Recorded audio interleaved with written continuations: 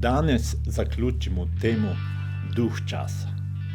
Na koncu bomo pogledali nekaj praktičnih korakov, kako skrbeti za našega duha, da bo zaščitena, zdrava naša duša in marsičesa očuvano naše telo. Prvi korak je čas. Kaj si v resnici želimo, nam največkrat pokaže, komu ali kako uporabimo prosti čas. Življenje je danes zelo pestro. Poleg vsakodnevnih obveznosti imamo na razpolago veliko različnih aktivnosti v prostem času. Živimo tudi v času socialnih omrežij in je večkrat kar pravi izziv, kako bomo porabili prosti čas.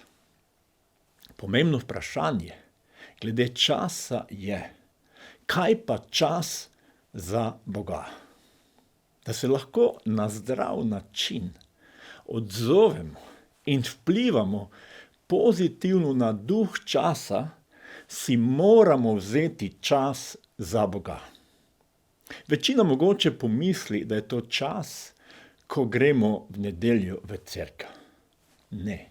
Na prvem mestu je za nas pomembno, koliko časa imamo dnevno za Boga. Kaj mislim s tem? Odnos z nekom lahko razvijamo samo, če z njim komuniciramo. In to velja tudi za Boga. Bog želi, da ga spoznavamo. To pa se lahko zgodi samo, če si vzamemo čas zanj. V pravilnem spoznanju Boga nam pomaga branje Svetega pisma. Moramo si vzeti čas, da razmišljamo, meditiramo o njegovi besedi. Bog namreč želi in nam bo spregovoril skozi njo. Božja beseda nas spodbuja. Iščite Gospoda in njegovo moč. Vedno iščite njegovo obličje.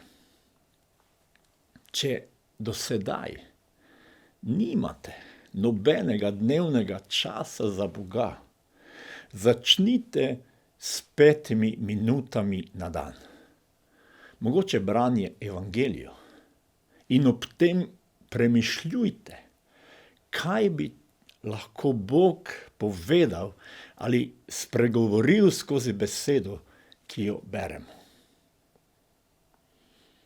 Kdor hrepeni in z iskrenim srcem prihaja pred Boga, ga spoznava in tudi sebe, šibkosti, ki jih želi Bog spremeniti ali očvrstiti našega duha.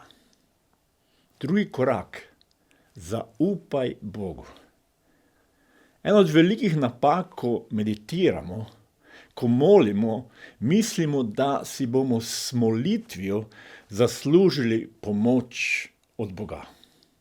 To je popolnoma napačno. Dokler imamo takšen pristop našega časa z Bogom, zapravljamo čas. Bog si želi imeti z nami kvaliteten čas. Želi nam pokazati, kako pomembni smo zanj, saj smo njegovo stvarstvo. Želi nam razodeti svojo ljubezen. Želi, da mu zaupamo. In zato ni potrebno nobenih naših zaslug. Kaj pravi Jezus o Bogu in o sebi? Bog je namreč svet tako vzljubil, da je dal svojega edinorojenega sina, da bi se nihče, kdor veruje vanj, ne pogubil, ampak bi imel večno življenje. Bog namreč svojega sina ni poslal na svet, da bi svet sodil, ampak da bi se svet po njem rešil. Bog v svojem usmiljenju in ljubezni kaže ljubeč odnos, preko katerega se želi povezati z nami. Bog ve, da je v naši duši marsikaj porušeno, zato želi to ponovno izgraditi. Želi okrepiti našega duha. Naš duh se krepi, ko vidimo, spoznavamo, kako smo dragoceni v Božjih očeh. Jezus je tukaj razodel, da nas Bog ljubi. Noče nas uničiti, ampak rešiti. Želi, da mu verujemo, zaupamo, da on misli resno. Jezus je skozi svoje prilike vedno hotel pokazati, kako Bog razmišlja o nas in kako dragoceni smo mu. Poznana prilika o izgubljenem sinu nam govori o očetovskem srcu Boga. Najprej nam prilika opisuje mladega, uporniškega sina, ki je hotel živeti po svoje. Od očeta je zahteval svoj delež, dediščino. Brez velikih komentarjev je oče dal svojemu sinu delež, ki mu je pripadal. Sin se je odselil, kmalu pa je svoje premoženje zapravil in se znašel v katastrofalni situaciji. Prišel je v situacijo, ki je pomenila borbo za golo preživetje. Zaposlil se je kot pastir svinj. Bil je v takšni krizi, da je jedel to, kar so jedle svinje. V obupu pa se je spomnil svojega očeta. Se ponižal in se obrnil ali spreobrnil in vrnil nazaj k njemu. Ko se je vrnil, je priznal svojo napako očetu in dejal, da je kriv pred Bogom in njim. Ne zasluži si več, da bi bil njegov sin. Kako se je odzval oče? Ali mu je držal pridigo in ga kaznoval? Ne, oče se je odzval povsem drugače. Svojemu sinu je stekel naproti in ga objel. Bil je poln sočutja in ljubezni. Oblekel ga je, mu nataknil prstan ter mu obul sandale. Za vrhunec so zaklali tele in priredili zabavo, ker se je izgubljeni sin vrnil. Bil je izgubljen, a ponovno najden. Ta prilika nam kaže nedoumljivo ljubeče očetovsko srce Boga. Jezus je govoril te prilike, da bi nam na ta način omogočil vpogled v srce očeta. Naš Bog je povsem drugačen, nas ljubi, oprosti in sprejme vsakega skesanega prestopnika. Veseli se zaradi pozitivnih sprememb v našem življenju. Želi si, da mu zaupamo. To je pravi čas, katerega si Bog želi z nami. Zato razmišljajmo o Božji ljubezni.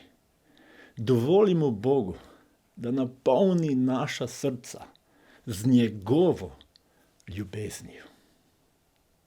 Bolj zaupamo Bogu, bolj se krepimo v svojem duhu, saj se zavedamo Božje naklonjenosti do nas.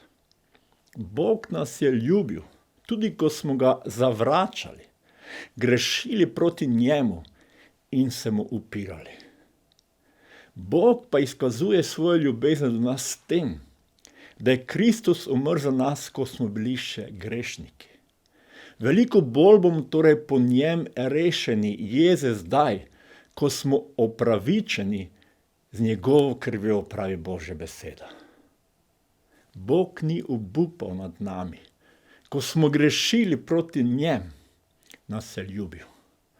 Koliko bolj se lahko veselimo zdaj, ko smo se vrnili k njemu in imamo na razpolago vse, kar je potrebno za novo življenje z Bogom. In tretji korak, prenesi v svoje življenje ponudbo Boga. Njegova božanska moč nam je podarila vse, kar je potrebno za življenje in pravo pobožnost prek spoznanja tistega, ki nas je poklical svojo slavo in odličnostjo.